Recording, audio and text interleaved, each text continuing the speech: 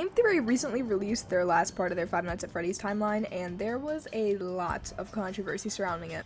Some of the major arguments were over their theory that Mrs. Afton could be the CEO of Fazbear Entertainment. What if I told you that Mrs. Afton isn't the CEO, but a different Afton that we are all very familiar with is? Who is this Afton? Well, is none other than Michael. Now you might be thinking, how is this even possible? Didn't he die in the Pizzeria Simulator fire?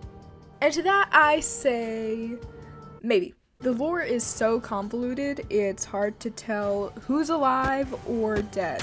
I mean, at this point, the corpse of a man in a fursuit has been lit on fire minimum 3 times. But let's look over the ending of Five Nights at Freddy's 6. And to you, my brave volunteer, who somehow found this job listing not intended for you. Although there was a way out planned for you, I have a feeling that's not what you want. I have a feeling that you are right where you want to be.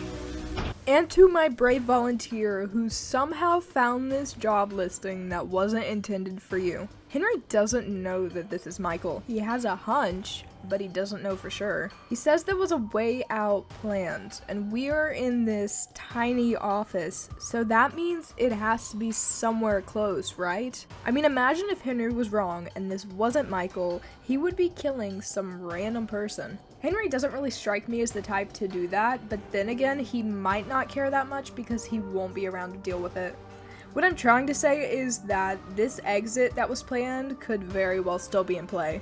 But why would Michael want to escape? He literally got his insides scooped out by his own sister, was a carrier for the spaghetti monster, and is now possessing a rotting corpse. Well, dear viewer, let's remember Michael's goals throughout the games. His #1 main goal is to get rid of William and undo all of his misdoings. He has seen firsthand that fire just doesn't work on William. He could have and might have stuck around to make sure William wasn't gonna do any more silly business. Okay, so a little disclaimer before we keep going. The next part of this video is a little bit iffy. This is the part that needs like way more evidence for, but I just wanted to throw it out there as an idea, not really as much as a theory, but more of an idea for you all to chew on. You might be thinking to yourself, why would Michael be CEO of the company? Why would he restart the company? Why would he do dumb things like scan in the consciousness of Springtrap into the VR game? There's a theory that Michael helps the kids pass on in FNAF 3 through Happiest Day. There's also a theory that Cassidy or the puppet or whoever the one you should not have killed is, that the souls of the dead children are being held with Afton in purgatory to help torture him. What if somehow, and I haven't worked out the fine details of this yet, Michael knows this. He restarts the company and scans the consciousness of William into the VR game to make an attempt at letting the children's souls go free. He wants to help them pass on. This is what he's been doing throughout all the games, trying to help them pass on. When this doesn't work, because Afton goes on to like spread his virus everywhere, and it makes things worse. It makes things worse. He builds the Pizzaplex over the Five Nights at Freddy's 6 building. Nobody just builds a huge mall over a single of a burned building just for the fun of it. Unless we're talking about the books, where the book suggests that the Fazbear Entertainment CEO is just a money-hungry guy and he's random and he's very careless, but I don't think it's narratively satisfying to introduce some random new character as the CEO. But this is a topic for another video, so let's just...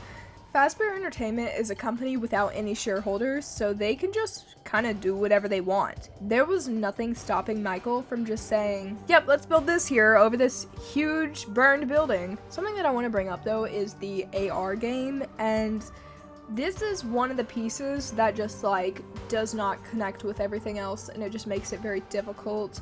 There's a lot of stronger evidence to suggest that Michael could be alive. I mean, William kept coming alive, so why couldn't Michael just do the same thing? If the fire isn't gonna work on William, why would it also work on Michael? This is where I'm gonna go ahead and end the video. Let me know what you all think, but please don't start a flame war in the comments. Maybe I'll make a follow-up video if I find more evidence for Michael being CEO of Fazbear Entertainment, or even if there's just more evidence of him being alive, because I think him being alive could be a possibility. Thank you all for watching. I'll see you sometime soon.